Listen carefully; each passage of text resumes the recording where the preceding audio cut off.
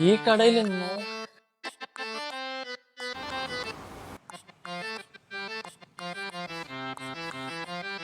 ചേച്ചി ഇത് മൊബൈൽ കടയാണോ?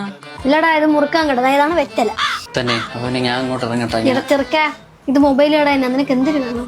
അപ്പൊ ഇവിടെ മൊബൈൽ ശരിയാക്കാനൊക്കെ പറ്റുമല്ലേ? പൂർണിമേ, കേട്ട് പറഞ്ഞിവിടെ അവനെ ഇങ്ങോട്ട്. അല്ലെങ്കിൽ എന്നെയാണെങ്കിൽ എന്റെ തലയിൽ തന്നെ ഈശ്വരൻ. ഈ ഫോണിനൊരു കംപ്ലൈന്റ് എന്റെ ചിറ്റപ്പൻ പേർഷ്യന്ന് കൊടുത്തു വിട്ടതാണ്. അതാണ് കംപ്ലൈന്റ്. ചിറ്റപ്പനെ ദുബായിലായിരുന്നു. അപ്പൊ ചിറ്റപ്പൻ ഈ പേർഷ്യന്ന് നീ താളം വിടാതെ കാര്യം പറ. എനിക്ക് വേറെ പണിയുണ്ട്. അല്ല ഇതേ, ഈ ഫോൺ നമ്മൾ ഇങ്ങനെ തുറക്കുമ്പോ എല്ലാത്തിലും ഈ റീനു സുധിയും അളിൻ ജോസ് പെരേര ഇവര് മാത്രമേ ഉള്ളൂ. ഞാന് ഫോൺ സ്വിച്ച് ഓഫ് ആക്കിയും കമത്തി അരിക്കകത്തൊക്കെ വെച്ചൊക്കെ നോക്കി. പിന്നെയും തുറക്കുമ്പോ രേണു സുധിയും അലിൻ ജോസ് പെരേരയൊക്കെ മാത്രമേ പറഞ്ഞുള്ളൂ. ഇത് എന്തെങ്കിലും ചെയ്യാൻ പറ്റുമോ? എടാ, നീ ഫോണ് തീയിൽ കൊണ്ടുവന്നിട്ട് വന്നാൽ ഞാൻ ചിലപ്പോ ശരിയാക്കി തരും. പക്ഷെ ഇതിന് ഇതുവരെ ആരും ഒരു പ്രതിവിധിയും കണ്ടുപിടിച്ചിട്ടില്ല. പിന്നെ വേറൊരു കേസുണ്ട്. നീ ഈ ഫോണ് കൊണ്ടുപോ. ഇതാവുമ്പോ പാട്ടും കേൾക്കും. നിനക്ക് വേണ്ടി പാമ്പ് കെട്ട ഗെയിമൊക്കെ കളിക്കാം.